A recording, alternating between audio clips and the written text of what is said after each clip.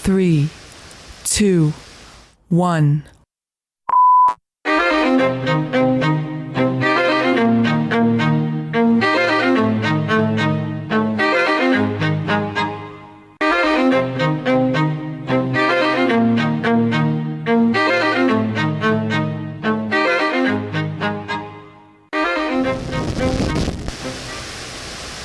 Welcome back to the PolitiPop podcast, the podcast where we take your favorite pop culture media and discuss the social and political themes within. I'm your co-host, Mike Booch, a.k.a. Vigi Wonder, a.k.a. Vegan Markle, a.k.a. Tilda Twinton, a.k.a. Mr. Satan from Dragon Ball V, a.k.a. Everybody was tofu fighting, a.k.a. Super Pig, a.k.a. Batman Vegans. And I'm Ty.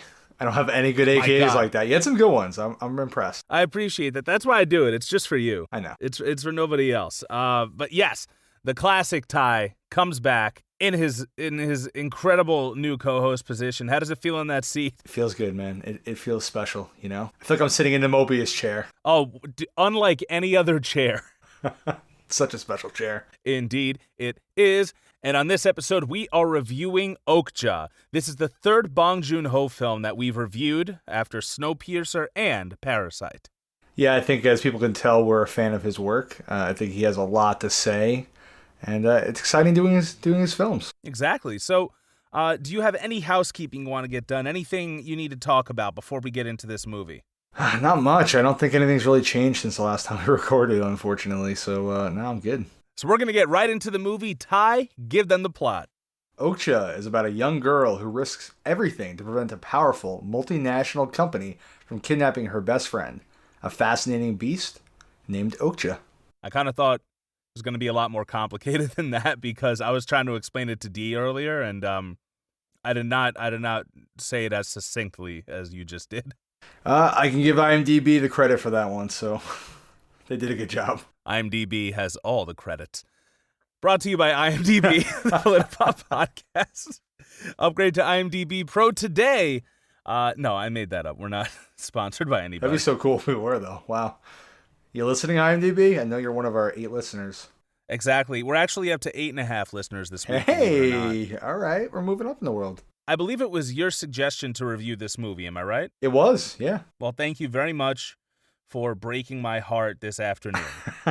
Yeah, I didn't know you hadn't seen this yet, but as we've been doing some Bong Joon-ho films, this one was kind of close to my heart, and I thought we should do it. And what's interesting is, we'll get into the stories in a little bit, but this came out, I want to say it was shortly after I became vegan, but by that point I had watched all the gruesome documentaries and everything, and I was like, you know what?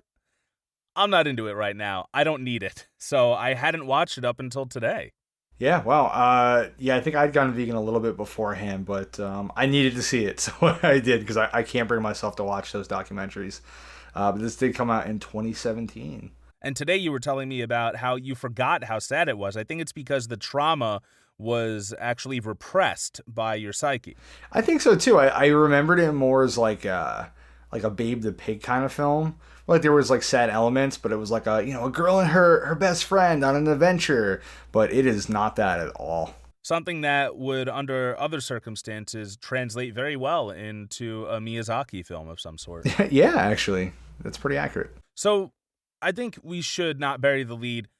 Up at the top, we will, I want to say admit, like we're coming out, like we've committed a crime of some sort.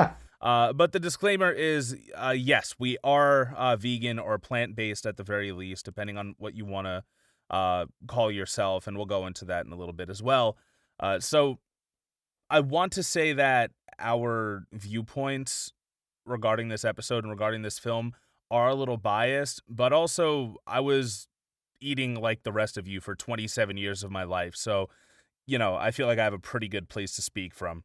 Absolutely. I mean, the thing is, this film was not made for vegans. It was made for everybody, and it just happens to have some undertones. But being vegan and liking the message, I thought it would be a cool one to discuss. And I think anybody can enjoy the film and maybe educate themselves a little bit. So speaking of which, how about you educate us, Ty? Tell me a little bit about when you first went vegan, like what's your story? What led you to do it? How long have you been doing it? And what was it like? Absolutely. So, when I met my girlfriend, she was vegan, and I was most definitely not. I was a huge carnivore, probably one of the pickiest eaters you've ever met. All I eat was Yeah. burgers and chicken and French fries. So, I never ever ever planned on being vegan or vegetarian. So we started dating, and she started to educate me a little bit more about veganism and some of the benefits of it. And it just wasn't something I was really interested in. But she showed me some documentaries like Cowspiracy, which went into the environment, and it started to really open my eyes to it's not just about the animals, right? There's so many other elements to it. And in 2017, for the Super Bowl, went to my parents' house. We had a whole bunch of food: wings, cheeseburgers, like all kinds of really like yummy but disgusting, not good for you food. And I stuffed my face, and I felt so gross, and I don't know why. And the next day I woke up and I felt kind of like bloated almost, and I was just like, I should probably eat a little healthier. Let me try to go vegetarian for a couple weeks, see how hard it is. Let me just give it a try. So I did it. I did it for about a month, and I was like, all right, that wasn't so bad. Let me keep it going. I kept doing it. I went vegetarian for a while, and then I had to have surgery on my esophagus. A surgery where they basically laser off the bottom of your esophagus so it's easier to eat because my esophagus stopped working. They don't really know what causes it, but it started to make me wonder, why in my 20s I was starting to have health issues. And a documentary came out, actually, I believe the week of my surgery, called What the Health. And I watched that, and it really, really opened my eyes to some of the health benefits of a plant-based diet. And I decided, what? I couldn't eat a lot of foods because I was recovering from surgery anyway. I was like, let me give it a shot. So I just didn't introduce dairy and meat back into my diet. And I did that for a while. And it wasn't easy. There were times where I cheated. I would have a slice of pizza here or there. I went on vacation to England. I had some stuff there that wasn't vegan. But I kept going back and trying it and trying it. And finally, in July of 2017, I had some pizza for my birthday. And I felt so sick. Like, it felt like having a hangover. And I didn't drink for my birthday, surprisingly, so it wasn't from that. And I had just this really disgusting feeling, and I said, oh my God, it's got to be the cheese from the pizza. My body had started to reject it, and I decided that would be the last time that I would ever eat anything that wasn't vegan. And, I've done my best to maintain a plant-based diet, and, every once in a while you eat something and the ingredients aren't obvious right away, but for the most part, I've been pretty faithful. Yeah, and I think that's a really important part that people don't understand. It's like, they think it's like so strict, like going sober almost. Like, oh, if you mess up one day, then you just ruin the whole thing. You're a hypocrite. You shouldn't continue the lifestyle. But it's really just a day by day kind of thing, especially when you first begin it, because it is like weaning yourself off of an addiction. It really is. It really. I mean, I would dream about cheese for the first 2 months. It was crazy. I didn't realize how addicted I was to it. I would have dreams about pizza and grilled cheese, and like it was literally an addictive substance for me. And then when I finally broke that addiction, it was so freeing. I just stopped missing it all of a sudden. And I've never had the craving since, really. I've been good ever since. So it really it was pretty eye-opening. I didn't realize I was a slave to that stuff the way I had become. Yeah, I don't remember exactly which documentary it was, but they did show that there were studies that concluded that dairy is more addictive than, what was the drug? Was it cocaine? I think it was. They had lab mice choose between dairy and cocaine, and they would go for the cheese. I thought it was heroin, but I could be wrong. It probably was heroin, but yeah, at this point all the documentaries have like blended together, because I'm pretty sure I've seen What the Health. I've seen Cowspiracy. What was the other one? Forks Over Knives. Forks Over Knives, a great one. Yep. Yeah. So I guess we'll go into my story then. Now, like you said, you would eat some pretty decadent carnivorous items, but you were the picky one. Me, I would eat anything that came across my plate.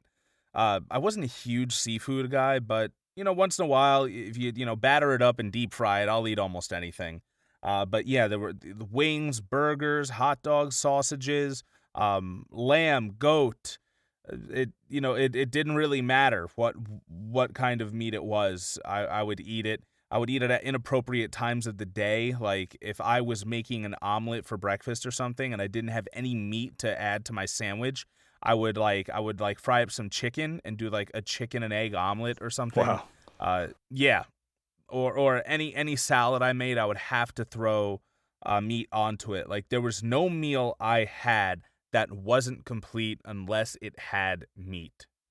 Rhyme unintentional.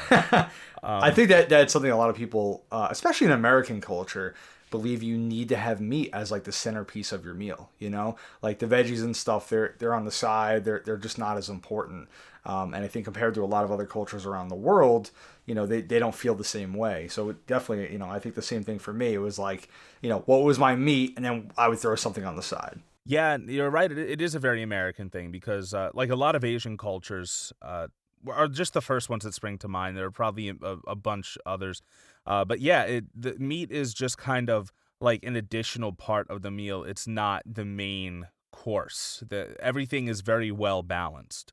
Now, so obviously my meals were not very well balanced, and for some time I had been listening to a leftist talk radio podcast called Citizen Radio, and both of the hosts were vegan. And the thing was, I'd been listening to it for years while still eating meat because they never really preached the vegan thing too much, which I think is important, and we can talk about that a little later as well. The whole preachy aspect of being vegan, the stereotype that there is. They never really preached it. They talked more about politics and current events and social issues and things of the sort. But there was one episode where one of the hosts, Jamie Kilstein, he had an interview with Kat Von D. Kat Von D, of course, is a famous tattoo artist, and she had shared this story about a like virtual reality simulation that was made by people who went undercover in I want to say it was a slaughterhouse, and like you had the option to like go into this first person view next to a pig, and she said that she saw that the pig had eyelashes, and it made her think about like, oh wow, like we have eyelashes, pigs, and it kind of humanized the pig to her. And I'd been aware for some time that if there's any source that humans can have of making money, they will exploit it as much as possible. And food is no exception. So I'd known that factory farming wasn't great for the environment, and not even just that. I'd known that it was outright bad for the environment. I'd known that animal cruelty was happening in slaughterhouses and everything, and but I never really made the connection. I never made the connection that this patty on my plate was this living being. I never made the connection that even these wings that I would eat, and I wasn't a boneless wing guy. You've seen me tear apart wings at wing nights. Oh yeah. I would sometimes eat 30 wings in a night. Now divided by 4, on average, how many chickens became quadriplegics for that? Oh. At least like 7? At least 7 chickens? 9? Yeah. I don't know. I'm not great at math, but the point is I would eat a lot of wings, and like these are the ones where it's really hard for you to pretend like it didn't come from an animal. Yep. It's you're literally eating like the muscle and ligaments and cartilage out of this limb. It's like tearing it off, but it's cooked so crispy and in buffalo sauce and everything. But you still don't make that connection, right? Like you don't realize you're doing it. I never made it, but once in a while, and you'll still see it now with anyone who eats meat, like if they come across something that reminds them it was once an actual animal, they get grossed out by it. Like, oh, there's an artery. It's like, well, yeah, it's fucking flesh. Yeah. Taken from a living being, of course. So I'll try and sum this up as quick as possible. So it just kind of got me thinking, and then I remember that night, Dee came over and we were going shopping, seeing what we were going to make for dinner. And she was like, oh, you want to have ribs tonight? And I just looked at this slab of ribs in the supermarket, and I was like, no, no thanks. because I literally just saw that it was bones with meat on them, like, just cut out of something. And that was just gross to me. And it was less about the idea of like, oh, the poor animals, which is there, but it was more about like, ugh, like it's just gross. Yeah. So we had some sort of chicken dish that night. And, as the coming weeks followed, I started doing a gradual thing, which is another thing that happened in your story. And people don't realize that either. It's not always a cold turkey or tofurkey if you're into that kind of thing. There I am. But it can be a gradual thing. For somebody, meat was a huge part of my diet. I had to see if I could do it. So I looked up how to make a tofu scramble because breakfast is my favorite meal of the day. And I was able to make a tofu scramble and actually like it without meat. And I was like, maybe I can do this. So slowly but surely, I started going vegetarian. I started watching more documentaries and educating myself about it. And Dee was watching them along with me. And it kind of just helped bolster what I was doing. The more facts I got, the more information I got. And then I realized I was still eating eggs and still eating dairy. And I came to the conclusion that it's hypocritical for me to not eat meat because of cruelty to animals, but continue to support the dairy industry, which when you do research into that, in some ways it's arguably worse. Yeah. So I started fading that out too. And it was the dark times. Yeah. There were vegans before us and they had it rough, but for me, like I went an entire year without cheese. And that was actually like what I missed the most that year. But now there's substitutes for everything. There really are. Yeah, and like you said, sometimes you do slip up because you didn't know something was in whatever you were eating. And yeah, that happens to me. Or for me, honestly, a lot of it's like the cruelty-free stuff. Like sometimes I can't afford toothpaste that's super expensive and cruelty-free, and I have to go for something that's name brand, even though I know like they have questionable ethics regarding animal testing. Like that's the tough part. That can be really difficult. That can be one of the hardest parts of it. Yeah, it's kind of a class issue as well. Like I've received that argument that people are like, oh well, not everybody can afford to blah blah blah. And it's like, no, I get it. I am the lower class. Trust me, I know. But you do what you can. And in this instance, that's all you can do. Just because I might have Crest toothpaste instead of Tom's toothpaste, it doesn't mean I should be like, oh fuck, I guess I'm gonna have to eat a steak tonight. Like, you do what you can, and everybody does their own part. Yeah, and I think just choosing not to put a piece of meat or dairy on your plate, it's the least you can do. For the planet, for the animals, and probably for yourself as well. Yeah, and I mean, we'll bring up some facts here and there, but at this point, it's not really our job to educate you with all of the statistics and all of the history behind. Oh well, because there wasn't a lot of meat available in World War II to these nations that had to house soldiers because the soldiers were eating meat. The cases of heart disease went down drastically in these people's communities. Like I'm not going to be the person. Other than that, I'm not going to be the person who's doing that now. Like look up the documentaries, look up the facts yourself. Absolutely. I'm here to have a good time, talk with my best friend about this heartbreaking movie, answer some questions that we have at the end from our own friends about veganism, and just review this movie because it's a good one. It's a funny thing I want to mention though, that we both went vegan the same year, but I don't think we realized that each of us was going vegan. Like I don't think we were hanging out as much. It was just like stuff going on in life, and I think it just happened to happen, which I think was kind of weird. That it really is. Like, I mean, we get into the same stuff at the same time usually, but normally it's because one of us told the other person about it. Yeah, I mean, we've lived together several times, but like this was one time where I think it was like totally separate, and we just both happened to come to it. So that's kind of interesting. So I feel like that's why this is a good movie for us to discuss. Yeah, and it's in completely different ways too. Yep. That we came to that conclusion. But here we are. So I guess we'll just start at the top of the movie and work our way to the end. Sounds good to me.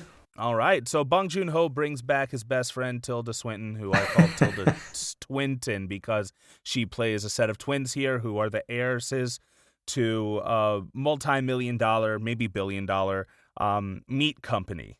And I believe their whole thing is, correct me if I'm wrong, they have liberated all other animals in the livestock industry by producing a super pig? I think what they're saying is that they don't have enough resources to keep feeding the planet, which is a common argument for why veganism is the way to go, because eventually we're not going to be able to feed people on a meat diet. So I think what they're doing here is they're trying to find an alternative plan, and by breeding these super pigs that have extra meat, can feed more people than the average pig or cow, they'll be able to end world hunger, so to speak. Great, thank you so much for that. And as we both know in real life, that the practices of factory farming are not sustainable. The amount of water that it takes up, the amount of granary that it takes up to feed livestock, and the amount of emissions that it puts out into our environment, adding to climate change. It's just not something that we can sustain, and that anybody who usually lives near one of these factory farms, that they end up having to put up with the waste from this on their land, and it's terrible for their health. Yeah, absolutely. And this corporation of these two twins have inherited from their father is called the Mirando Corporation, I believe, right? The Mirando, Yep, the Mirando Corporation. which I think I've heard that it might be for a cover for Monsanto Corporation, which is an actual corporation in the world known for genetically engineering crops and just being a downright like pretty evil company with a really bad So I'm pretty sure that's where they were going with that. Okay, so I didn't even know about that reference. That's pretty cool. Like they were pretty pretty straightforward with it seems too. So she tells the world in 2007 all about this super pig that was miraculously found in Chile, and they were able to, through ethical mating practices, have this super pig, continue to mate and spread. And they were hosting this big contest. I believe they sent 26 super pigs out.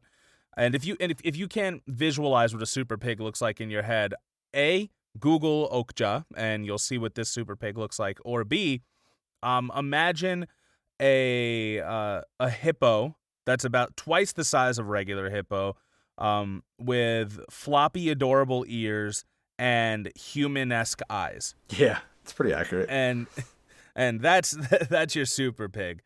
So they send these super pigs out, and they, like you said, the whole goal is that these things are so large that they can feed so many more people. Every part of the pig, I believe it even produces milk from one efficient nipple.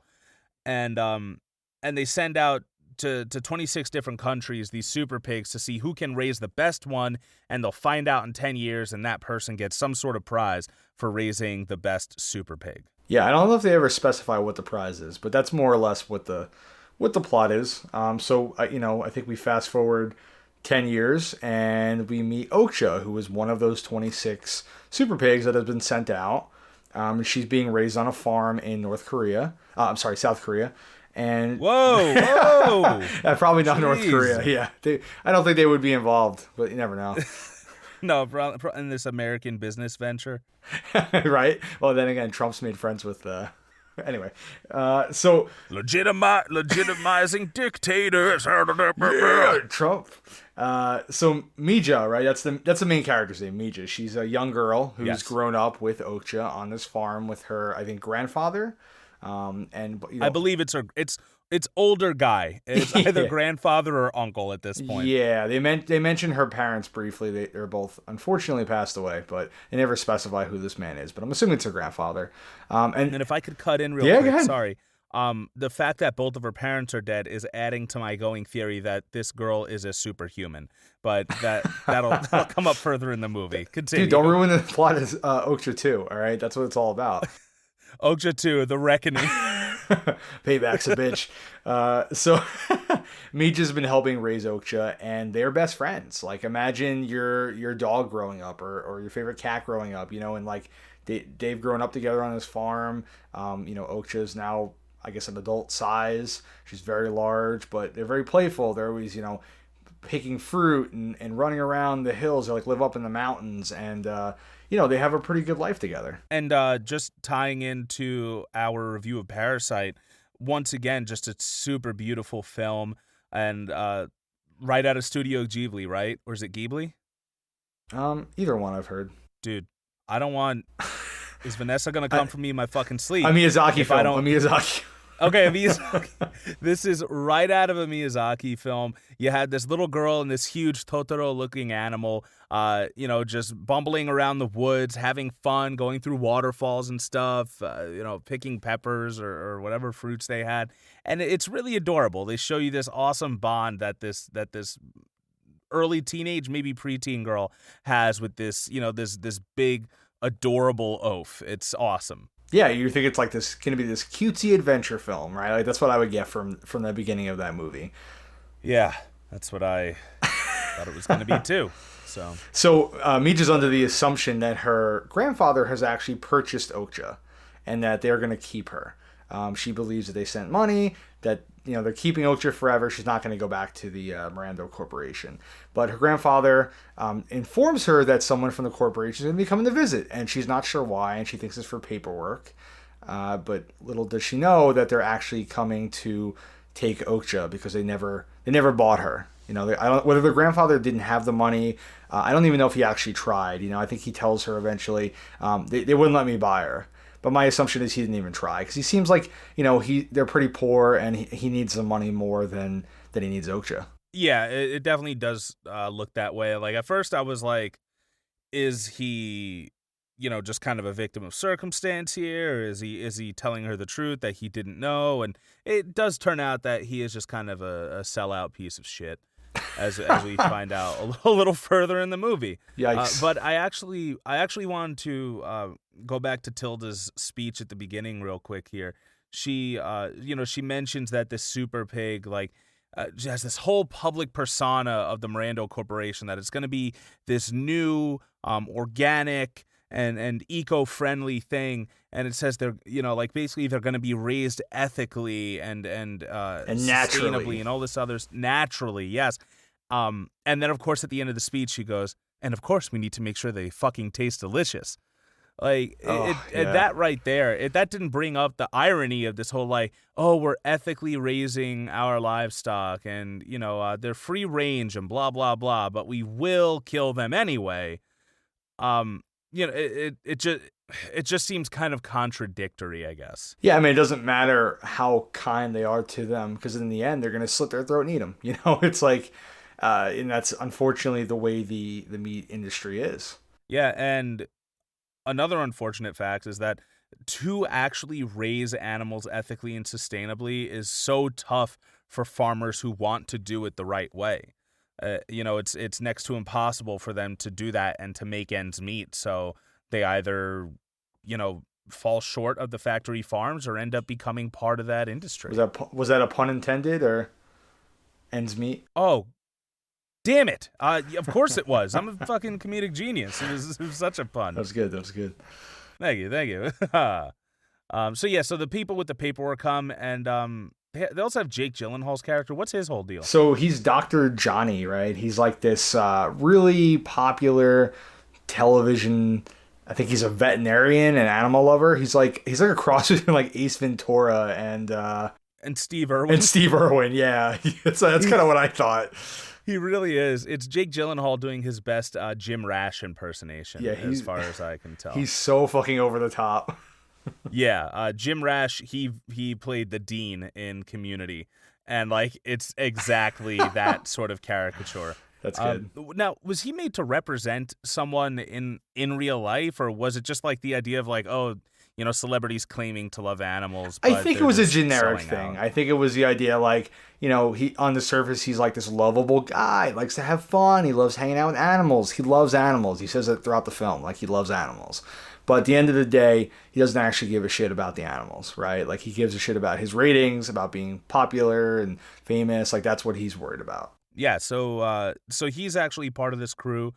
He's the face of the company now, right? He's the new face of the Mirando company. I mean, yeah, I guess that's a big deal. So he's the new face of the Mirando company, and he and his crew make their way to the top of this mountain to see Mija's family and what they've done with their super pig. Now, from what I understand, at least in the beginning, it seems like Okja is the most beautiful super pig there is. Yeah, it seems like they did the best job with her. You know, they somehow were able to make the best super pig. And they actually asked the grandfather, you know, how he did it. And he said the secret was he just lets her run around. And Yeah, and I love that. yeah, I think that's really great because, you know, a lot of factory farming, you have animals shoved into cages, just like stuck together. They have no room to roam. They don't really have much of a life. But here you have this super pig who has free reign of the area, who's getting to roam around and eat to its delight and like have a really good life. And it raises obviously the healthiest, best one of all of them. Yeah, like that's the way to raise your best animal, is to just let them live their life, the way they naturally would. Let them have a good life. Not to get into like science of it, but if you look at other countries, like, let's say England, for example, they have a lot of animals free roaming in the countryside, and they do eat them. But if you're there, you see it. They don't have like the same.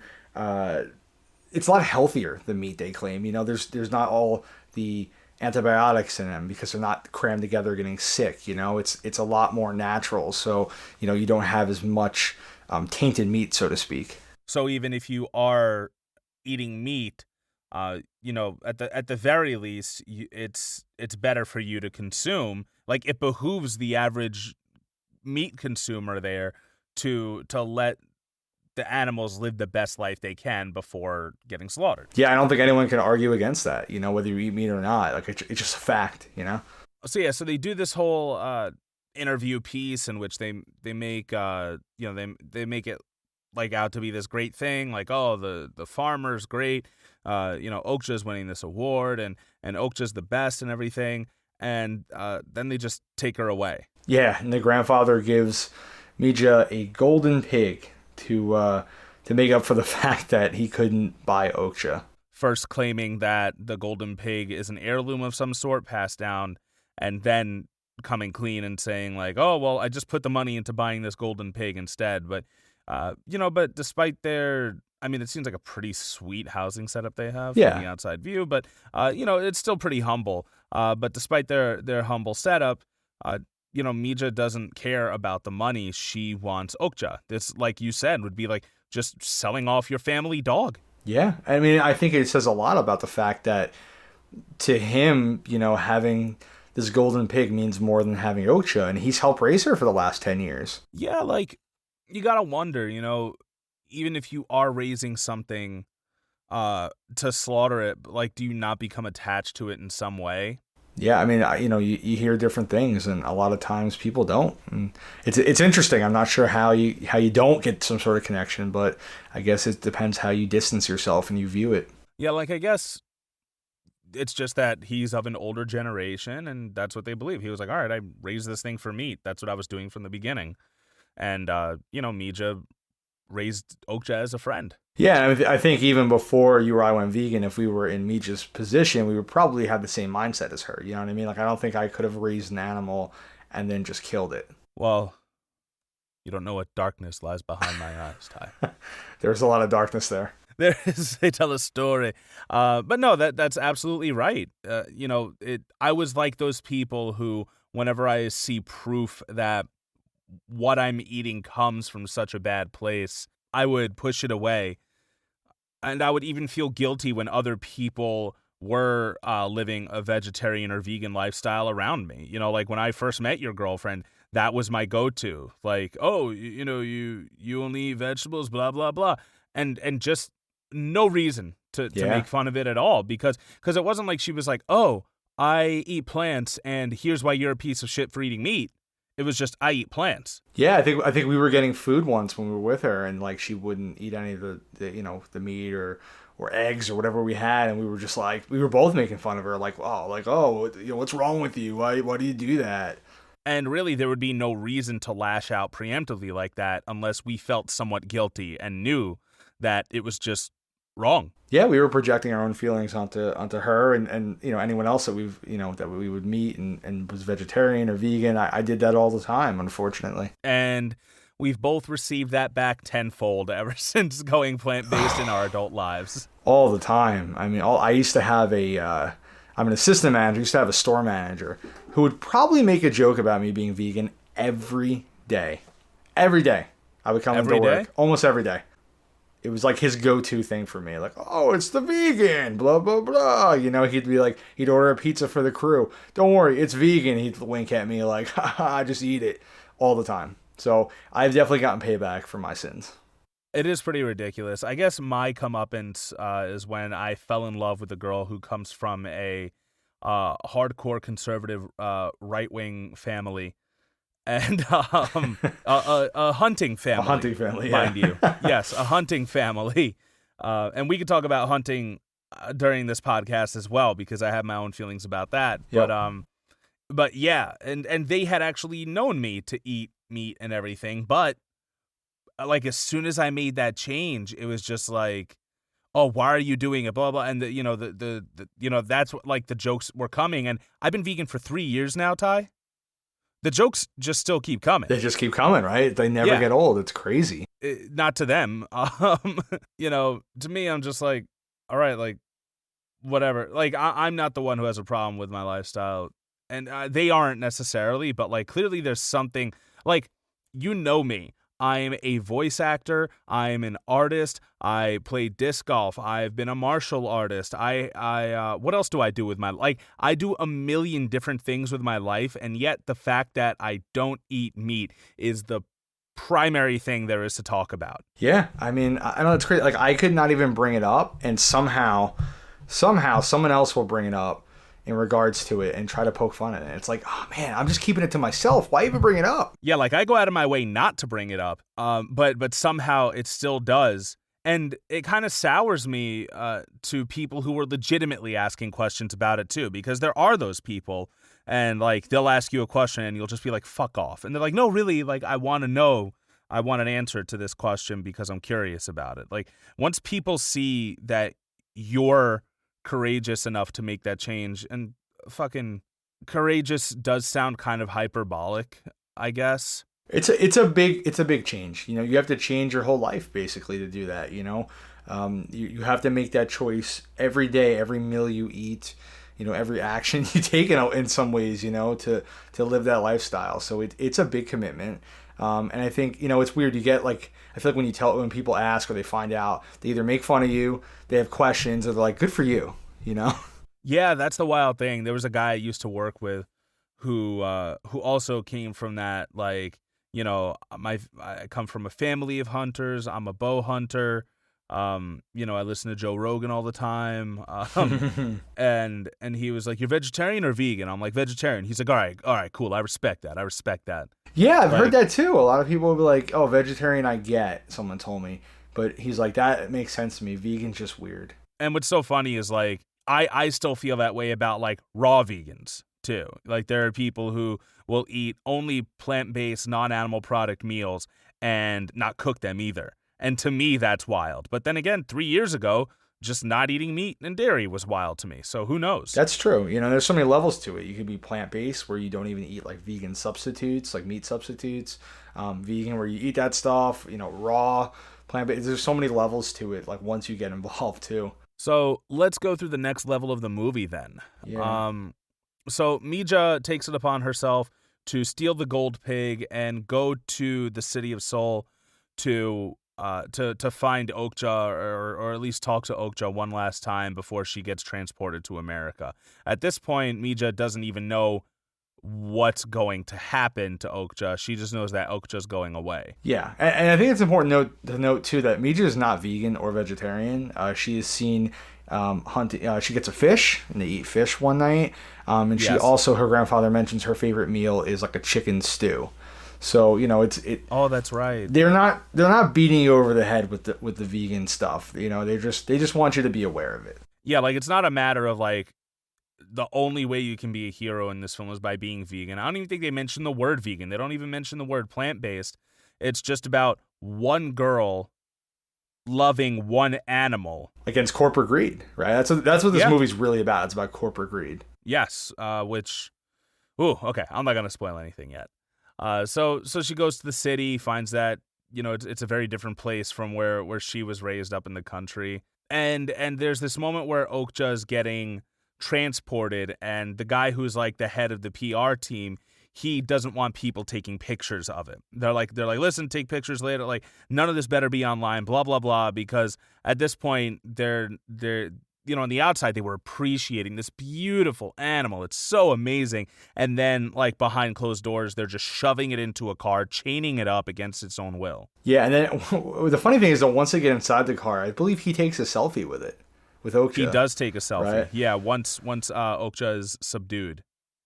So next in this journey, the truck is going.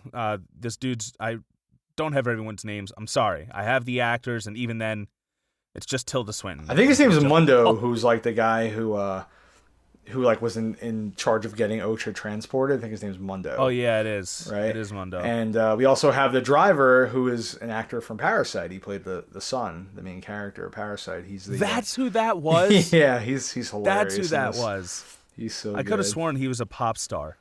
He does have that look. He looks like he did at the end of Parasite. Yeah, he has that K-pop look. Yeah.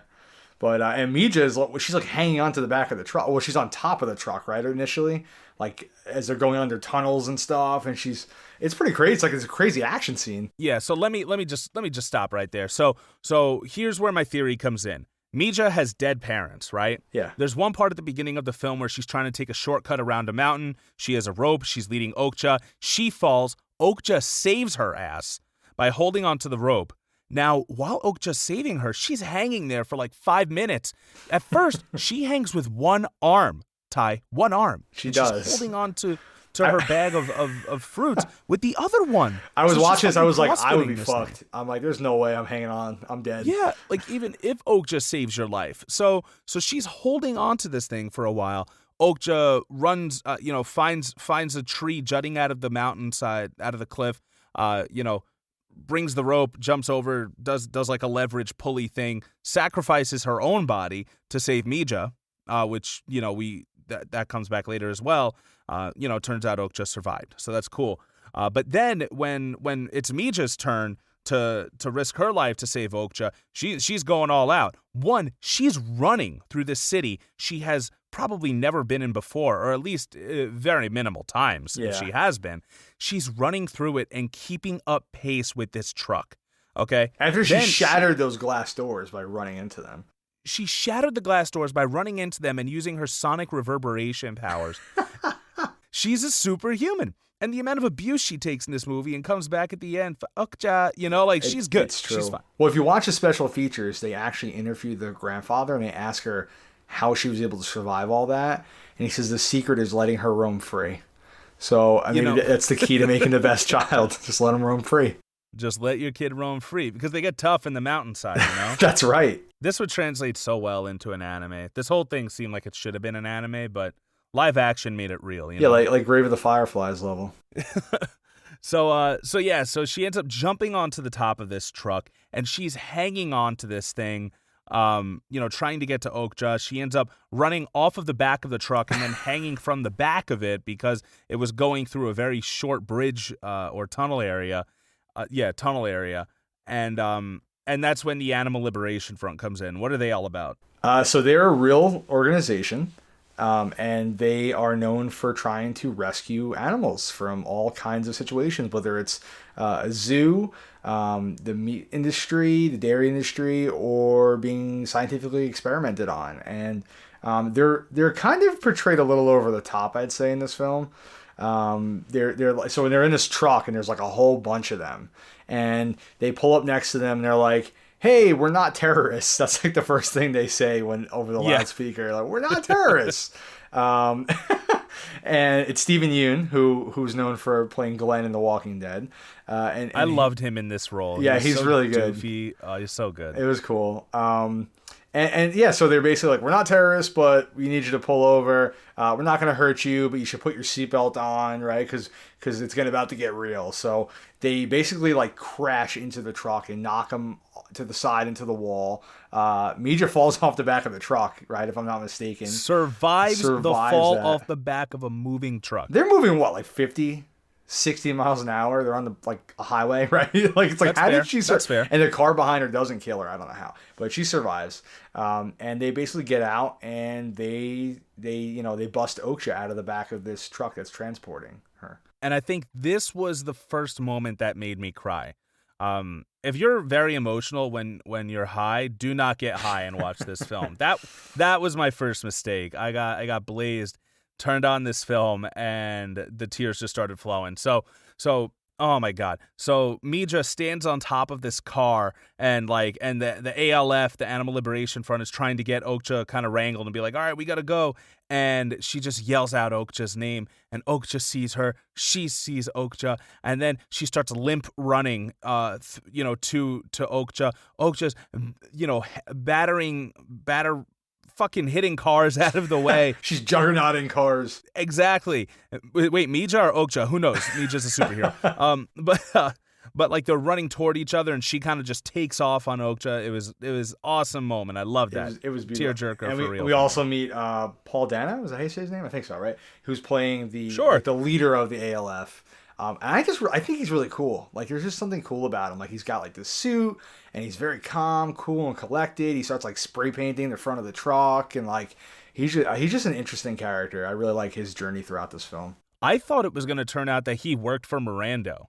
Yeah, like it seemed like he was too good to be true sometimes. Like he was definitely going to be a bad guy, but it wasn't. He was just really devoted to the cause. Yeah, because he just looks so corporate. Like, he always wore a full suit and everything. Like, I thought he was going to be, like, the inside person working for Mirando, but also secretly trying to save the animals. I think the first time I saw it, I felt the same way. But, it's interesting you bring that up, because I feel like there is some corporate level to him, because he's, like, very by the books for the ALF.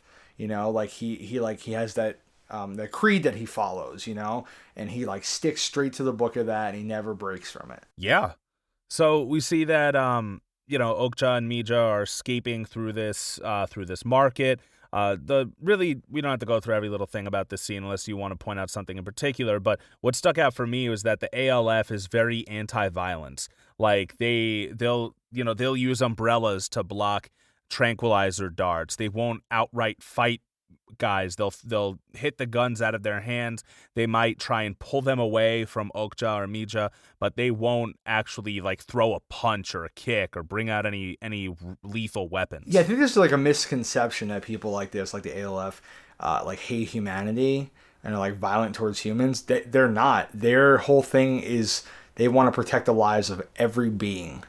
Equally. They don't want to hurt anybody. I think Paul Dano's character, Jay, says at one point, we're not going to hurt human or non-human. That's our way.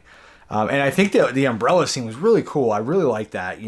They step in the way of these these darts that are being shot at Okja, and they use umbrellas to block it. And almost like kind of reminded me of like when I think it was during Vietnam when they put like the flowers in the guns when they were protesting it. Yeah. Like it's similar like this visual. Yeah, and like it's like this moment of like they could have like fought, but instead they're using like a peaceful means by using the umbrella as like a shield.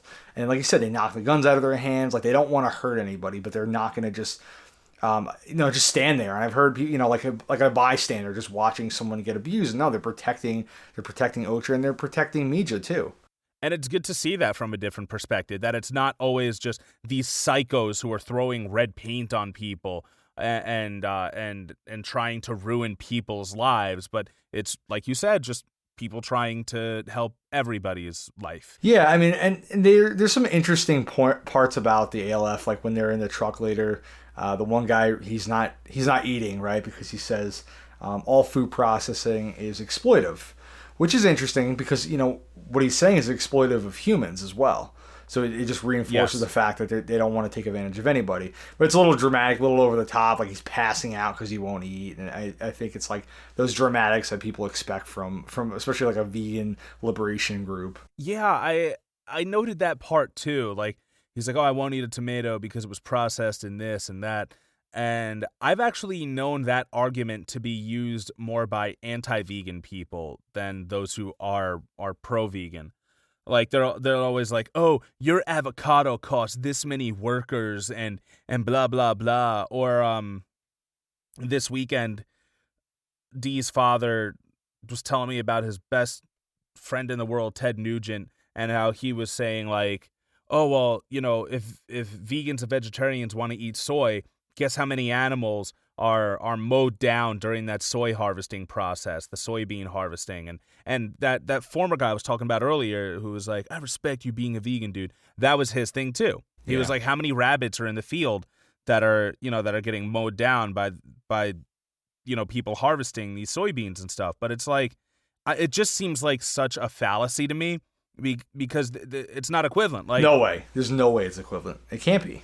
Because the people that are bringing this up are the people who don't care about it anyway. Yes. You know what I mean? Like, it doesn't matter to them. Like, it could be soybeans, it could be corn, it could be anything else. Like, I mean, if you want to break it down, even the plants we eat are living matter up until they're harvested. And yes, the people who are harvesting these or working in these conditions, they often do end up being exploited people as well. Sociopolitically disadvantaged people who have no choice but to do this kind of labor. Yeah, I mean, but if we took the resources that go into factory farming, the dairy industry that make all these corporations rich, like Mirando, maybe we could stop exploiting workers and find a better way to make the pay better for them. Obviously, make their job easier. The factory farming industry, like the conditions in these meatpacking plants are horrible. Like we heard a lot of this right now with COVID-19 and like how dangerous it is because they're just like packed together and low wages and it's really dirty and it's not healthy for anyone. So I feel like there's got to be alternatives to that. And like you said, a lot of people, they don't want to admit that. They'd rather put it back on us. And this film was written by someone who's not vegan. So that might be where this argument comes from the ALF. Oh, wow. Okay, I didn't know that Bong Joon-ho wasn't vegan. That's amazing that he was still able to make a film like this, even so. Yeah. But I guess it's just like us. Like, you knew about factory farming before when you were eating meat, didn't you? Like, yeah, I never paid attention to it, though. Yeah, exactly. But all the information was there. We all knew it. We all knew it was gross. We just didn't want to see how it was made. Yep, exactly. But I really am not a fan of that argument because the person who's posting that thing about, oh, your avocado or your plant-based lifestyle is costing this many people this, blah, blah, blah. It's like, okay, but you're still eating a cheeseburger while you fucking post that. And an avocado. Yeah, you're eating a cheeseburger with an avocado on it. So it's like stop trying to pretend that I'm on a high horse by being on your high horse, if that makes any sense. I agree. I definitely agree. I think the key is, like I think you said earlier, it's not preaching it. It's like if people have questions, they want to know about it, I'm more than happy to talk about it. If you legitimately want to know, but I'm not going to walk through my job and be like, oh, go vegan, do this. You know what I mean? Because that's where people turn against you. They don't want you to come at them from that kind of standpoint. Yeah, and the last thing I'll say about that too is just think about like you said, the conditions in which people work in factory farming. So it's like, okay, so don't tell me about how unethical my lifestyle choice is when you're still supporting an unethical system. Absolutely. You're not going out to a free range farm and choosing your animal to get slaughtered and taking every single part of that animal and putting it to good use. You're going to, and nor would I expect you to, okay? We don't have that kind of money. We don't have that kind of time on our hands. The average person, but you're still going to the supermarket and picking up that chopped meat off the thing that people who have worked in factory farming have talked about the PTSD they have from having to do their job because of all the stuff they have to go through. They're smelling like blood. They're bashing things in the head with sledgehammers. They're doing all sorts of terrible things. And I think when they're face to face with it, they realize this is like slaughtering a dog or something like that. Yeah, so, it's tough. And I think in this scene, that same ALF member mentions, reducing his carbon footprint as much as possible. And there's so many people in the world that they want to do that, right? Like, they still eat meat, they still eat dairy, et cetera, but they do want to reduce their carbon footprint. So they, whether they choose to ride a bike more often than driving a car, they try to clean the beaches and the oceans, and this is a really simple way to reduce your carbon footprint. Yeah, like, I'd like to think of your carbon footprint as breaking your phone, right? A crack in your phone screen. That's your carbon footprint. So I have people who are throwing their phones under car tires and telling me like, oh, like, you know, your phone's still broken, right? Even though like I've dropped mine and it cracked once. Yeah. Like, yeah. my footprint is still there, and I'm not proud of what it has to be right now, but I'm still not doing as bad as I was 3 years ago. No, you significantly improved. And, you know, if you guys want to know more about that, there's plenty of documentaries, Cowspiracy being one of them, among many others. So definitely look into it if that's interesting to you. Holy shit, I did do the whole preachy thing, didn't I? A little bit. Yeah, it's hard. It's hard well. to get into it without doing it. You know, we're passionate about it. And I hope the people listening here don't feel that way. I hope they want to learn. And maybe they just want to know about this movie, but hopefully like it piques their interest, even if they just want to know more about the lifestyle so they can understand it, even if they're not interested in making that, you know, their life. Yeah, and just like you said, it is a passion. Like, it's taken me a bit to get over it, I'll be honest. Like, the first year I was vegan, I tried my best not to be the obnoxious vegan, but like it's a fucking belief system, bro. Like, I at my core believe that factory farming and you know, and mass dairy production, the way that it's done today, is wrong. That is my belief system, and every day I see people who go against that belief system. So if, you know, once in a while, like, I say something that upsets you, like, sorry, but I'm not sorry at all. Like, it's like, it would be like me telling you like, oh, why your religion is bullshit. That's your belief system. Yeah, definitely. You know, so that's where that passion comes from, and it literally, religion is preached, right? So yeah, sometimes the preachiness does happen. Nowadays, you know, like you said, I just try and keep my shit to myself unless somebody asks. Absolutely. You know, and like, you know, from a perspective of if you're going out to eat with somebody, right? If you're vegan and the other person isn't, you're not going to make the choice to eat, you know, meat or dairy or things like that because it goes against your belief system. But that person can eat the same food you're eating without going against what they believe in, right? Because it's part of their diet anyway. It's just not the main part of it. So I think there's just, you know, people don't realize we can't come together a little bit if they, you know, they look at things from a different perspective a little bit more.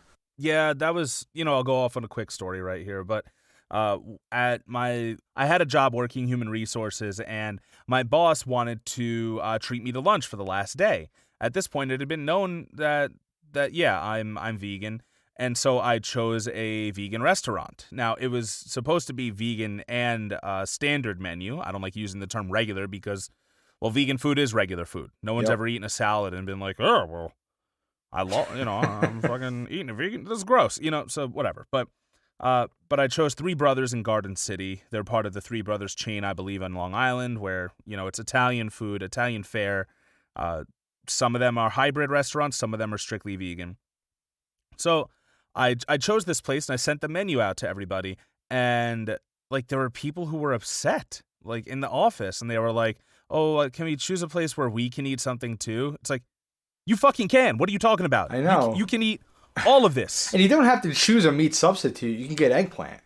You can get pasta. Like, there's like, it doesn't have to be seitan or tempeh or like some kind of, you know, soy meat. Like, you can just get like a regular pasta dish or an eggplant dish and just not have cheese on it. You know, like it's as simple as that. Yeah. And that's when, like, it showed me that this person in general was more concerned with feeling good that she did something for me than actually doing the thing for me. You know what I mean? Yep. You know, meanwhile, any time that they voted on going on a place to lunch, I was like, go for it. I'll find something to eat. It's not a restrictive diet. I don't even want to say diet. It's a lifestyle, but it's not that restrictive of a lifestyle once you just open your mind and do a Google search or two. So no matter where we went, I would be like, okay, cool. We'll go to Chinese. We'll go to an Italian place. We'll go, you know, whatever. We'll go to a barbecue place. I'll order a set of fries. Like, yeah, there's options don't worry, everywhere except fucking IHOP. All they have is a fruit bowl, so fuck them. Wait, really? That's it. I went there for a meeting for my job, and that was the only food I could eat was a fruit bowl. What about the hash browns? I'm not sure. Maybe you get a side of hash browns. There have been times that I've asked for them to make them in oil, but, you know, who knows? maybe it was on the same fucking girl that they just made big. Like, we'll get into that later because that was one of the questions that a friend asked the podcast. Yeah, it's gonna be fun to get into. Yeah, I'm enjoying that. So let's continue this then. I digressed us quite a bit. I noted, yup, fuck this grandpa dude. So, oh wait, that's way later on. I was saying we're not there yet. Yeah. So the when they fuck that grandpa, so the ALF makes some sort of a compromise with Mija. What is it exactly? So Jay, the leader, is trying to explain to her, and Kay, who knows some Korean, is able to translate for him, and he's basically telling Mija that their plan. He knows some Korean, the language. He doesn't just know a random Korean. Yes, he knows the language. All right, Korean. Cool. He knows because Mija does not speak English. She is from South Korea, born and raised. Does not know English. So in the forest is where she spends most of her days. Yeah. Thank you. I was hoping he'd do that. So the plan is to actually re-release Okja to the Miranda Corporation, but they're going to have like a recording device. Surveillance, that would replace this black box that the Miranda Corporation has in the ears of all these super pigs. And this device will allow them to record what is happening inside this facility. And Kay explains that Okja is not a natural being, that she was an experiment from, I think, in Jersey, right, at a lab. And that fucking Jersey, dude. Fucking Imagine dirty Jersey. No, I'm just kidding, guys. You thought it was Chile, and it turns out you came from Jersey. Yeah, like their whole thing was it's natural. It's not natural. It's a scientific experiment. Like you don't know what's in Okja, right? So if you want to look at it from that viewpoint, like this could be very toxic to humans at the end of it. Like you don't know. But anyway, so they're going to release her back so that when she goes to this lab, they can get some behind the scenes stuff they would never be able to get otherwise. And that will allow them to release it and show the world the truth about the Miranda Corporation, thus hopefully saving the lives of all the other super pigs that they would make from being butchered. They have this creed, the ALF. And Kay says, I will not do this without your consent. And a lot of the other members of the ALF are like, come on, we got to do this. This is our mission. We can't just give up on it. But he says, no, this is what separates us. Like, we have this creed. It's been around for 40 years. We're going to stick by it. We need your help. If you say no, we won't do it.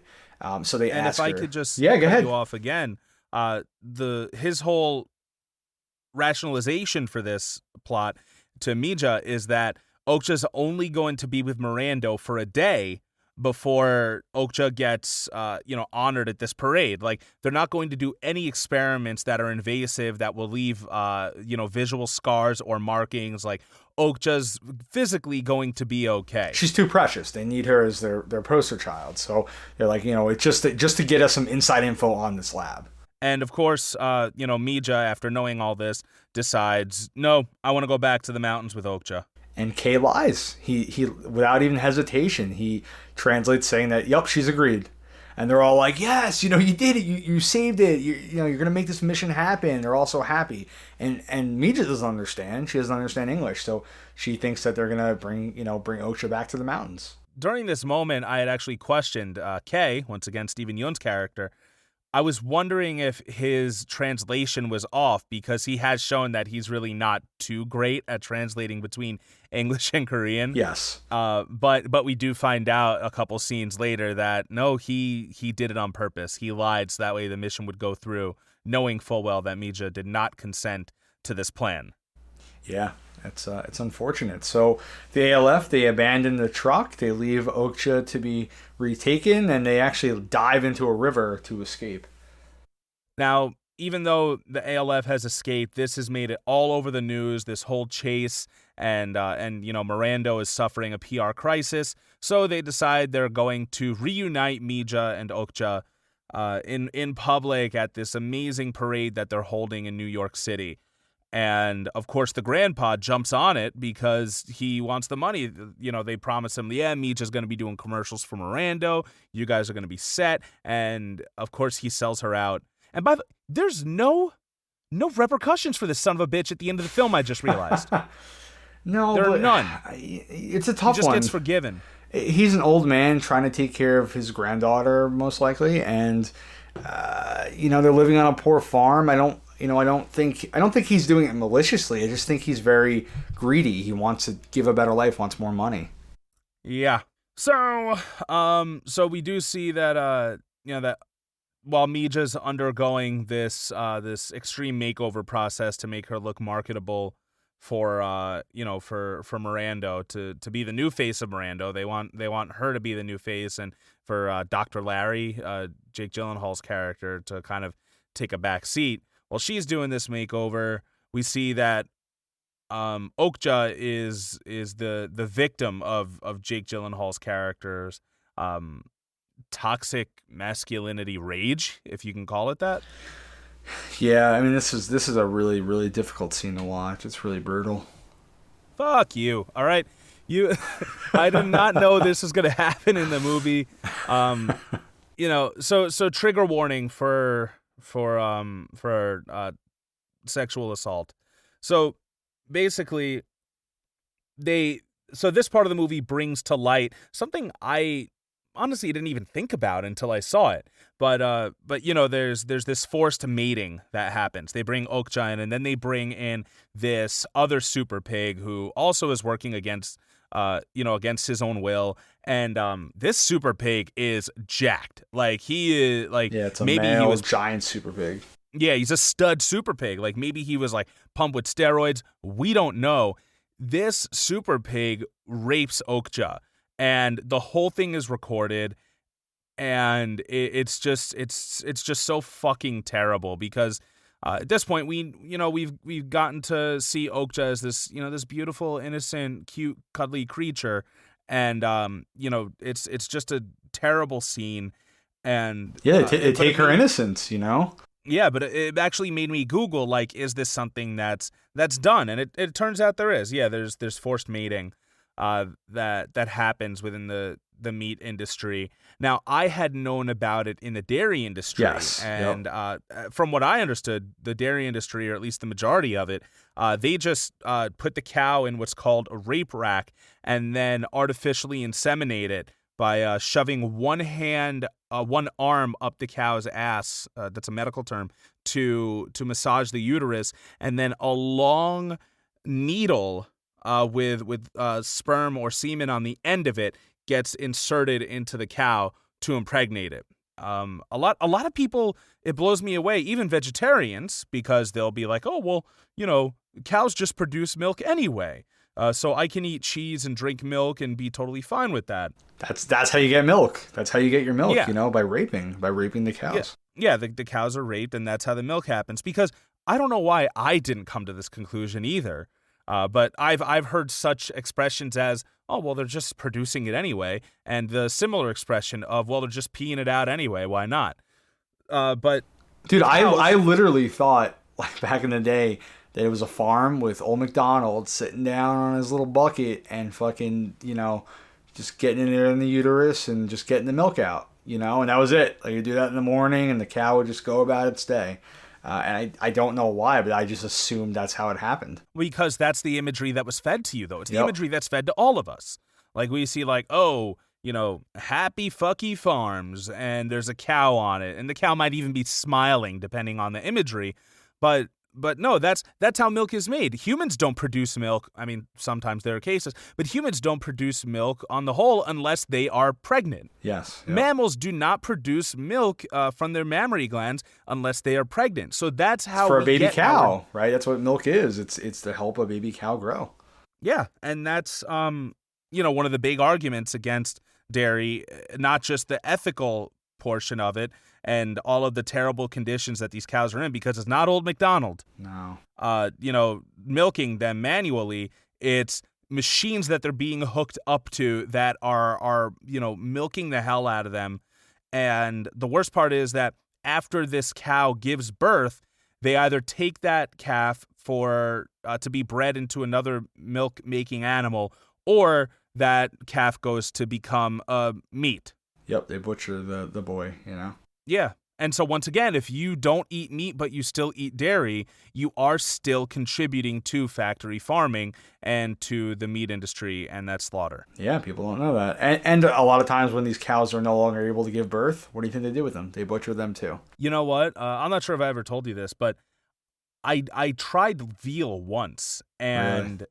yeah, it was a while. It was yesterday. No, it was. I tried. Sometimes I'm you eat eating something veal you don't realize it's not vegan, you know? Veal's not vegan. What? But no, I tried it a while ago, probably back in my teens, and I concluded that I will never eat veal again. But I still decided that it was cool to eat all the other animals.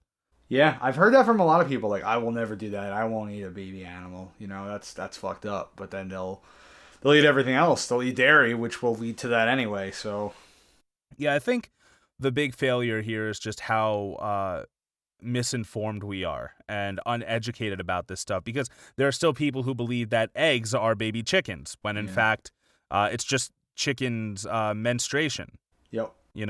Just like, humans, we have an egg that comes out of us every month. If it's unfertilized, chickens have that same thing. Their eggs are going to come out fertilized or unfertilized. Like, it doesn't matter. But yeah, so that's what happens in this scene here, and we just see like Okja's pretty beaten down at this point. Yeah. And the ALF is watching, right? They're watching this whole thing, and they're clearly disturbed by it. And some of them are like, oh, turn it off. And others of them are like, no, we have to record it. We put her in this position. We have to do this. And I think somebody brings up, well, no, Mija agreed to this. And yeah, Kay admits that he lied. He's like, no, Mija wanted to go back home to the mountains. Yeah, Kay admits it. Jay kicks the shit out of him. Yeah, we see like this like explosive anger, like Jay, like he's like, oh, you mean the world to me? And he takes like his headset off and he bashes his head into the desk. He starts beating him and saying he's banned from the ALF. He broke the creed. He can never come back, but they're gonna keep using his equipment anyway, and they'll return it to him when they're done. That's right. I forgot that equipment part. But yeah, this is rough, especially on the leader Jay, because he had promised Mija that they weren't going to do anything too bad to her, to Okja, during the one day that Okja's with Mirando, and yet here we go. And then so also Dr. Larry, Jake Gyllenhaal's character, he was made a fool of by Tilda Swinton's character earlier. And so he's getting drunk and he's taking it out on Okja, and he starts like taking pieces of meat out of Okja. And then like it's little pieces of meat, but it's still very painful. Like it's what would be equivalent to like, a ramen noodle or something a little thicker than that. Like, and the whole time he's doing it too, he's like, I love animals. He's like, I'm not gonna eat it. We have tasters for that, and I'm sorry, this is gonna hurt. Like he's like, I'm not the bad guy. I'm still good. I'm not gonna eat your meat. I'm just doing it to you. Sorry, I once knew a priest who said the same thing. But but yeah, this actually goes back to my HR position. There was another person who worked there who claimed to be the biggest. No. Oh, okay. She was a woman who claimed to be the biggest animal lover in the world. But I had never, Ty, and I mean in 1 year of working with her, never seen her eat a meal that didn't have meat in it. Yeah. And she'd be like, oh, I would stop in front of farms that were doing the wrong thing and be like, you're not treating your animals right, blah, blah, blah. Anyway, I love this chicken salad. Like, ironic. And that's another thing too, though. Like I've seen people who are very aware that these, that there are quote unquote ethical or free roaming or free range farms that are raising animals. And honestly, like if it's between that and factory farming, like, yeah, like let a trained professional who really takes care of their animals, raise them and raise them well. Just let them run around, right? Like Grandpa McFuckface. Yeah. But they're aware of this, but still, like when they go to a restaurant, they're still choosing to get whatever food the restaurant has, and guess what? They didn't get their meat from that free range place. No, or they go to the supermarket. Yeah, it's interesting. Like my girlfriend, she watches chickens for this elderly lady. And this lady has had chickens for many years, and she loves them. She takes their eggs, she eats their eggs instead of buying them from the store. But she will eat chicken, and that's crazy to me. Like you have all these pet chickens that you love, that you take care of, and yet you will go to a restaurant and get a chicken dish. It's like you have your dog or your cats, and then you go to the restaurant and you eat that. It's just like I don't understand, how you don't make that connection. And it is interesting to see where people draw the line, too, because there are people who are like, oh, those sickos in this country or that country with their dog trade or their cat meat trade or whatever. And like, I'm there being like, yeah, that's fucked up, but like, it's all fucked up. Yeah, Like, I mean, we eat pigs, right? Pigs are one of the most intelligent animals in the world. You can teach a pig to play video games. No joke. They're that smart. But we eat them anyway. So it's kind of like, I don't know. What's really the difference between a dog, a cat, a pig, a cow? Just culture, I guess, right? yeah, I mean, it is the culture, and it shouldn't be this way, but it is what humans make of them. Like, an animal's worth is judged by humans because, as I mentioned last episode, we took ourselves out of the food chain at this point. So, we'll choose this animal to domesticate it and this animal to eat. But we could still have all the same interactions. Like, the way you hug a dog or interact with a dog, you can do it with a chicken, with a turkey, with a cow, with a pig, especially. Like, Yeah. And they go into that in this movie too. Like, Okja is very intelligent. Very intelligent. All of the super pigs are, we eventually learn.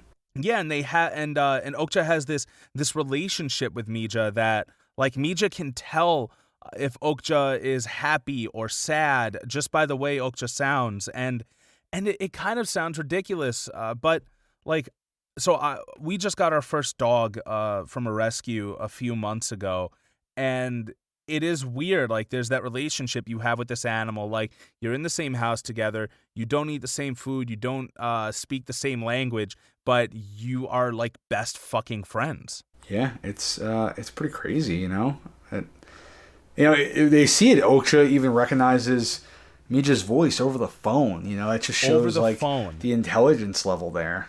And that brings up the question too, like, is that what people should look into when deciding to eat an animal? Is it smart? Is that what what makes it okay? Like, I remember my ex, she wouldn't eat any red meat, but she would eat chickens. And when asked why it's okay to eat chicken, she's like, "Oh, chickens are stupid." Like, it's just so weird. But it's also like me saying I won't eat veal because it's cruel, when the whole practice is cruel anyway.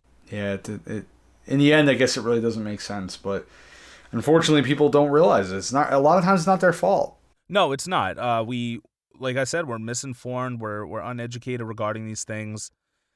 We've really lost our way in the fact that, like, when humanity first started eating meat, it wasn't a big part of our diet. That, we would eat meat when it was in season, when we were able to. And from a health perspective, we spent all day hunting these animals and setting traps for them and stuff. Like, it was a fitness thing that, like, that you had to go through, a marathon to get these animals for you to eat as a once in a while thing.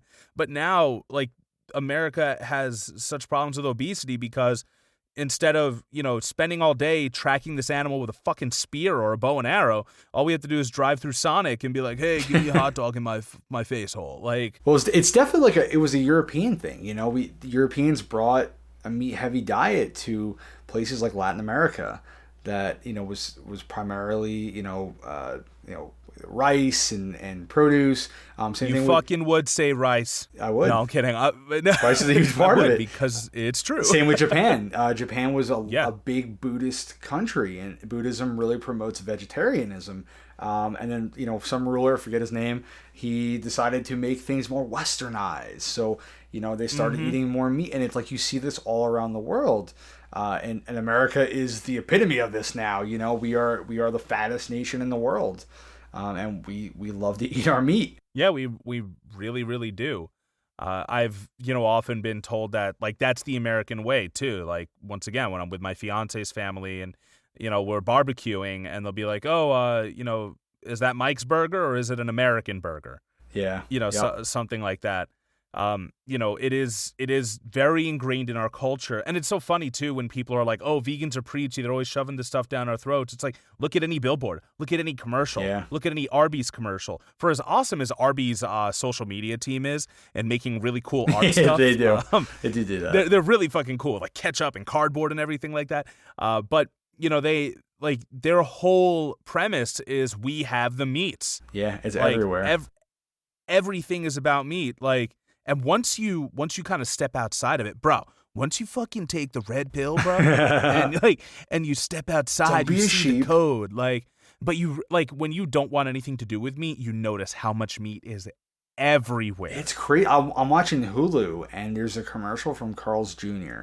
I don't even know what the fuck those are, but the whole commercial is a close up of a burger with bacon sizzling, and it's like, smell the bacon. Oh, breathe in. Yeah, that one. It's I'm like this entire commercial is just that. It's literally that, and it's on Hulu. Like every time I watch it, I get that commercial. I'm like, Jesus, man, this is always in your face. And I think this movie ASMR. really goes into that. I won't jump ahead, but I will bring it up when we get to that part. There's a huge part that shows just how these corporations are really pushing their agenda on you. Yeah, I believe that's happening at the parade. Yes, the parade, exactly. Now, is there anything you want to bring up before the parade? I mean, they go into this whole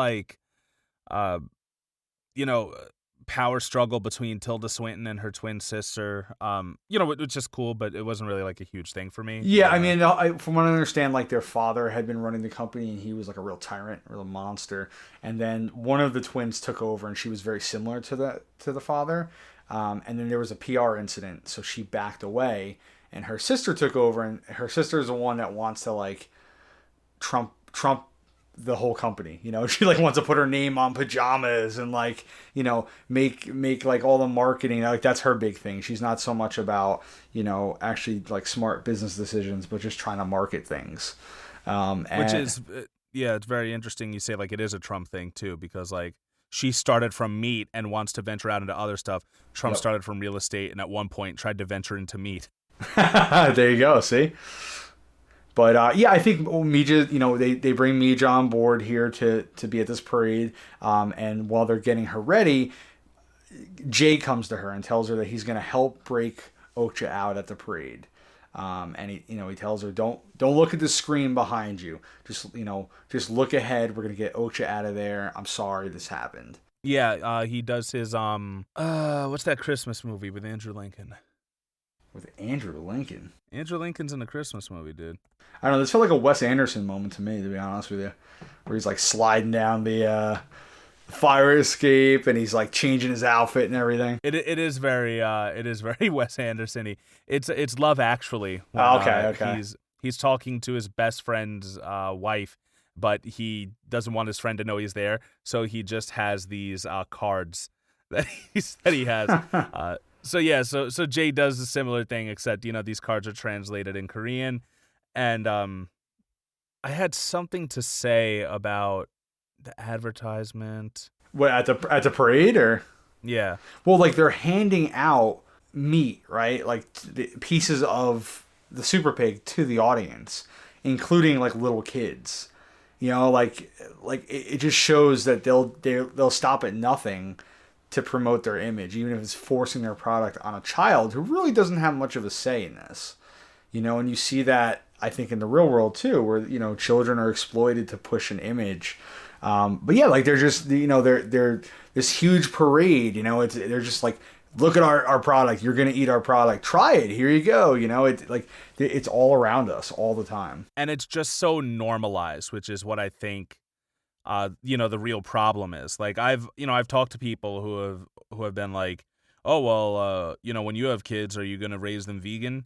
My answer is, if I have kids, yeah. Like, once again, that's like me coming to you and being like, oh, so if you have kids, are you going to raise them Jewish? Yeah.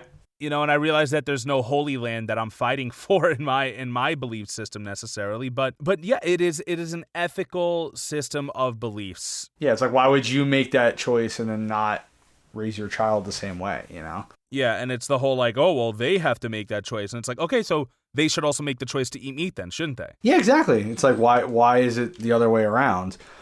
And if your entire goal is to stop the killing of animals, to reduce your carbon footprint, why would you have a child and then have them just take up what you stopped doing? Yeah, it really just doesn't make sense. But it's funny how no one ever thinks of it the other way, and that's why it's so ingrained in us, like it should be the kid's choice to eat meat. I've been around, my fiance's family, her godchildren, and one of her kids was like, like they started asking a lot of questions when I went vegan, and I started answering them as best I could. And their mom was like, "Oh, don't tell them that. They won't eat, blah blah blah." And it's like, okay, like let them make the choices they're gonna make with the facts they have. Yeah, like why is it the other way around? You're absolutely right. They should, if an individual is presented with all of the information they need and then choose to eat meat, then that's on them. It came to me yesterday while I was driving back home. We were in the country for the weekend, and I actually ended up barbecuing all of the meat and my my substitutes, because I really love this woman I'm gonna marry. Just like the stuff her father said, and honestly, for as much shit as he gives me, he's always the first one, like if he's grilling, to be like, "Give me the other spatula for Mike's burger. Come on," like they're fucking supportive of it. Don't get me wrong, but it just occurred to me, like, the reason you eat meat is because you were told as a child you have to eat meat. Exactly. That it was the normal thing to do. If it was the other way around, like, it would be the exact opposite, right? There'd be a small group, small percentage of people eating meat, and probably mainly would be vegan or vegetarian. Yeah, and I mean, just like from a very natural standpoint, if you and me never knew like civilization and we were raised in the wild, and like we were like harvesting shit, like harvesting like whatever vegetation was there. For me, if I could find beans, I'd go crazy on beans. I love them. And then all of a sudden, you like break a rock over a deer's head and start like tearing it open. I'd be like, whoa, like, what? What the fuck? What are you doing? Jesus Christ, man, you lost like, it. That's really the wild one. Then of course there is a whole theory that we first came into being intelligent because we ate meat. But once again, the way we ate meat back in the day is nothing like the way we eat meat now. No. Eating meat has aged about as well as our basic Bill of Rights has. Yes, I would say it's pretty fair. Oh, so the other thing I wanted to bring up was that Tilda Swinton, she brings up how people are afraid of like GM foods, like GMOs, and so that's why she came up with this whole face for the company and said like, oh, it's all non-GMO, it's all organic, it's all free range, it's all ethically blah blah blah, because that's what people want. Like, so people do want to have a clean conscience, but they still want to eat meat. Like, they still want to do the bad thing, but they want to do it in a way that makes them okay with sleeping at night. Yeah, I think they want you to lie to them, right? Like, ignorance is bliss. So if they don't have to see the truth, you don't have the guilt. Yeah, that's exactly what it is. And, it goes back to why we made fun of your girlfriend when we first met her for being vegan or vegetarian. It was because we, I think, knew deep down, like, what we were doing was wrong. We felt inferior. Yes, yeah. Yeah, because she was just living, I don't want to be like living a superior lifestyle, but... Well, that's the thing. Like, people are like, oh, you act like you're superior because you're vegan. No, you're projecting that onto us, Like, I'm not saying I'm superior to you. You're just assuming that. And where does that come from? It's that like, guilt. I've literally never done anything but answer people's questions. Same. And they take that as an attack. Exactly. Same. So they have this whole parade. They they get Mija out there to meet Okja for the first time since since they were together in Korea. And so this brought me back to the intelligence of pigs. You know what I mean? Once again, Okja is given human-like eyes, and I think they did that very much on purpose. And if you look closely, you see that Okja also has the eyelashes that I was talking about from the Kat Von D interview. Yeah. But when we see Okja now, like, everyone's cheering and they're loving this animal because they never really get to see animals like this, I guess. And, but Mija knows. She knows something's wrong. She brought Okja one of the peppers that she loves to eat, and, she hits the pepper out of Mija's hand. Her eyes are like, completely bloodshot. Blood vessels have exploded in them. And she, like, can't keep her footing. She can't walk right. Like, this animal does not seem tame. This animal does not seem intelligent, because even just one day with Miranda being in this system has broken her. Yeah, it's horrible. And she actually lashes out at Mija, right? I think she bites her. And it's like, what all it took was that that one day, and they were able to take away everything from this beautiful relationship they had. And that's why it's so easy for people to see, like, these are just animals. They were put here for us to eat. They have no intelligence, blah, blah, blah. But if people saw that the intelligence of their favorite house pet is the same intelligence that a livestock animal is capable of, they might just change their minds. But, you know, they don't see these livestock animals except in these terrible, torturous conditions, which is where Okja's just come from. So this is, I want to say, the second cry moment that I had. And it's so Okja takes Mija's arm in her mouth, like full on takes Mija's arm and like has her down on the stage. Looks like she's about to eat Mija whole. And Jay, he grabs a mic stand to hit Okja to you know, help loosen her grip and get Mija out of there. And Mija grabs the fucking mic stand before it can hit Okja. And that's the tears tie. I had to get a whole new shirt because they were just cascading down my manly chest. Well, well, this whole thing is like no one in the world really cares about Okja except for Mija. You know, even the ALF, like, they care about her because she's an animal and they don't want her to be hurt. But they care more about their mission, you know? Like, Mija's the only one that actually cares about Okja, you know, that specific animal and that's, you know, that personality, and will do anything to protect her. Yeah. And that, you know, that's reflected in this really beautiful and powerful moment. She whispers something into Okja's ear that she had whispered earlier on, and Okja realizes who she is and lets go of her arm. She survives being bitten by a several-ton super pig. Once again, superhuman child from Korea. I mean, it's a. I don't think it's a carnivore, so hopefully the teeth weren't too sharp. Yeah, the teeth did look very flat, like what an herbivore would have. Yeah. So then, you know, the authorities are coming, the Black Chalk, as they call them. I guess they're like what, like the private military for Mirando? Yeah, and the ALF, you know, they have followers all over in the stands, and they've come forward to you know, help them get Okja and escape. They're playing the recording of her being raped and abused on all the TVs. Like, they've completely taken over.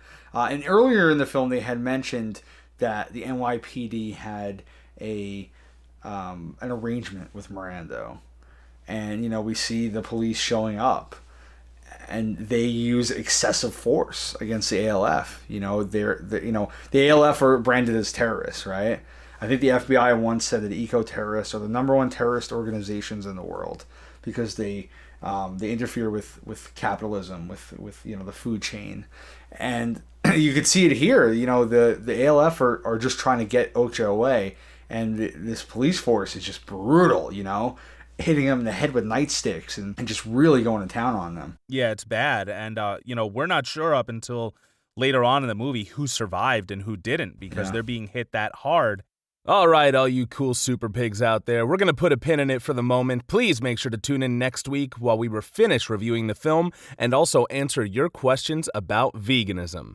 In the meantime, we're going to ride out on the following song. This is a song by Prince, who then became the artist formerly known as Prince and then became Prince again. Rest in peace, buddy. And this song is called Animal Kingdom. In the meantime, no matter what you're drinking, what you're eating, what you're cooking, remember to never stop thinking, never stop learning, and read between the lines.